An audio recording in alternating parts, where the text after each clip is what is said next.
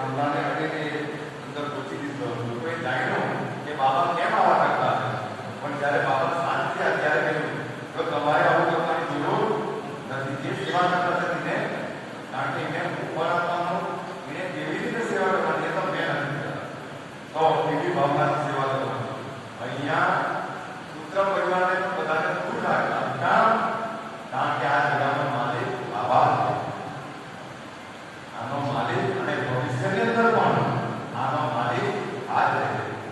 એટલા માટે અહીંયા કોઈને પણ શ્રદ્ધા નથી.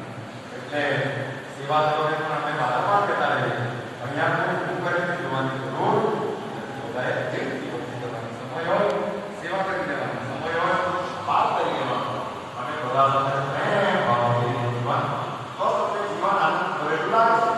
નહીં તો માણસો હોય તો બાહ્ય ધ્યાન આપે તો દુઃખો મળે આપણને.